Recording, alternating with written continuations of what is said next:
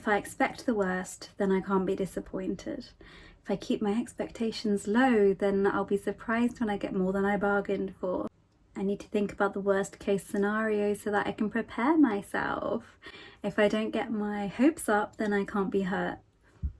Does this sound like you? Does this sound like something you say? Because I hear it day in, day out in my counselling and life coaching work, and I'm here to tell you that it is a massive manifesting trap. But first, hello, my name is Harriet. I'm a aforementioned counsellor and life coach, and I love all things manifesting, self-improvement, self-care, self-soothing, everything to do with personal development. If you're new here, that's my jazz, that's my jam, that's what I post about, so subscribe if you want to see more. So the one I hear most frequently is that people don't want to get their hopes up because they don't want to get hurt, and then they sort of justify this as a protection. They'll say, well, I need to keep myself safe. If I just expect the worst or the bare minimum, then I can't have my feelings hurt, I can't be disappointed. So bleak, so bleak. And it's a very human thing to feel and think and say, and that's why it's such a common thing that I hear, and I totally get it. Like, I totally get it, but I still also think it's a conditioned response that we pick up from elsewhere. Like, if you think of a child, they don't expect the worst. They're not excitedly thinking about the bare minimum or neutral. They're always thinking of the best case scenario or something wonderful that could happen. Or you say, guess what? They're always like, oh my God, what? It's not a dread. It's not a stress response. So we kind of pick it up along the road, which is no good. We want to drop it. And the argument I was having with a client the other day was like, tell me what you're getting from that thought pattern. Like, argue your case. Tell me what benefit you get from expecting the worst or not expecting the best. Like, tell me why you've taken up this front and what it serves you. What does it give you? Because essentially it's kind of like a cost benefit analysis situation, that humans don't tend to perpetuate or continue a response or a behaviour unless they get something from it. Otherwise we would just drop it pretty quickly if it didn't serve us in some way. I mean, the guy gave up pretty quickly, which is valid. But the response I get most often is that we are mitigating possible risks or negative outcomes. They're saying, hey, if I can just anticipate the worst that can happen, I can protect myself against it. Guys, you're not Doctor Strange. We can't do that. We can essentially say, okay, what's the worst case scenario and how would I feel and protect myself then? I'm cool with that. I think that's an intelligent and appropriate response to stress, to think what's the worst that could happen. I'm often saying that to people because then we can think that's the worst that could happen and I would still be safe, I'd still be okay, I would still manage. But trying to think, hey, what's every possible step between here and where I want to be? How's the 50 different ways it could go wrong? You can't do it. You just can't. You might think you are. You might be soothing yourself to think that you've thought about every negative outcome. You can't. You know, man makes plans and God laughs. And if you think that it's protecting you by thinking, I'm not going to get my hopes up, it's a self-fulfilling prophecy if we're thinking in terms of manifestation.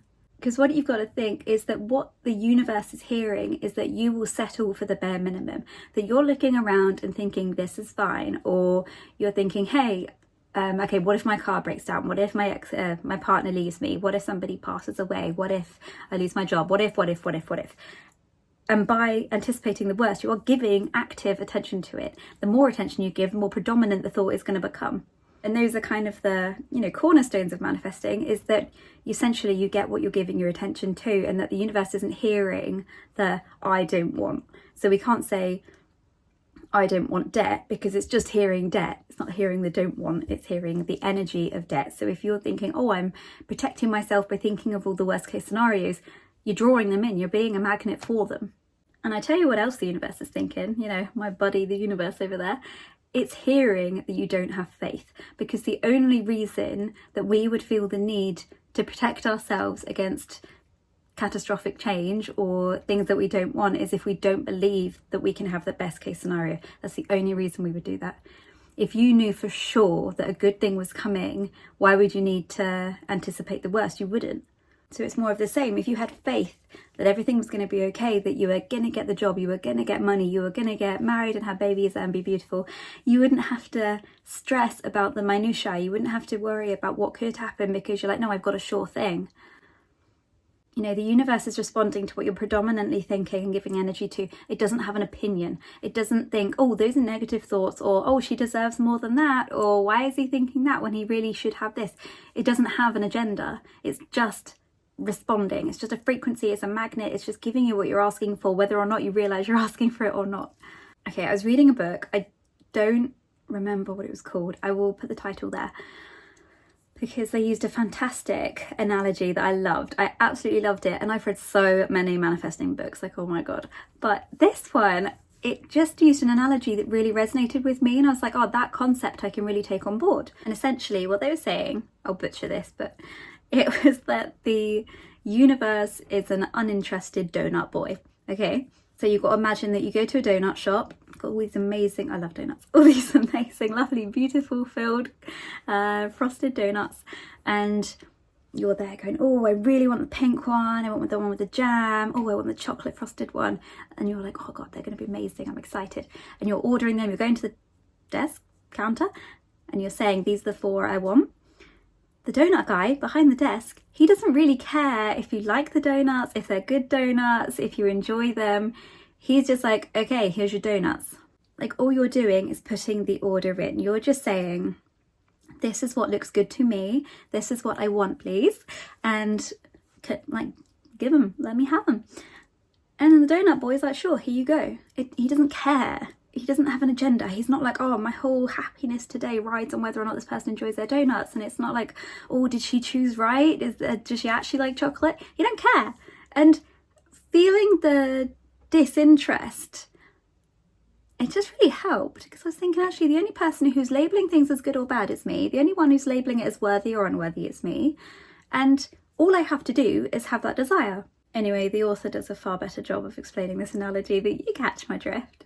But my point of that little tangent is that when you're thinking, oh, let me just prepare for bad things that can happen, you are ordering them. You are asking for the crappy donuts that nobody wants. You're asking for the 5-day-old wrinkly donuts. You need to be aware of the thoughts that you're having and what you are energetically giving attention to, because the universe isn't hearing, oh, she's just doing this because she's scared, or she's coming from a point of fear, or like anxiety. It's not hearing that. It's just going, hey, you want traffic in debt? Have at it. Weird request, but okay. You know, it's not anything but what you're asking.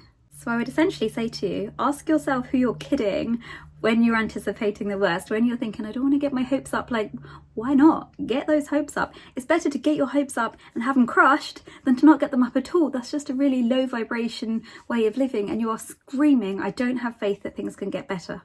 I mean, anticipating the best might be too much of a stretch for where you are. That's okay, but we need it to at least be neutral, at least just have a nothingness energy rather than a negative one.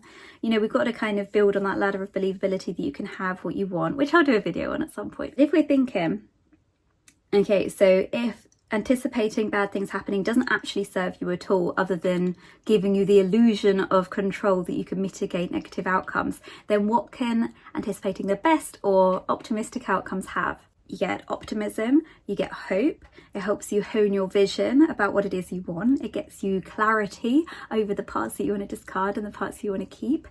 It helps with that sort of like vision of the future and where you're going to be, gives you purpose, it makes you feel good, it raises your vibration. And most of all, like importantly for me specifically, is that it gets you more comfortable with what you're asking for. Because if we're asking for something that feels out of bounds for us, you at least first need to anticipate and believe that you can have it before you can have it. It has to at least exist in your realm. It has to be something you maybe might be able to have before it's like a definitely yes.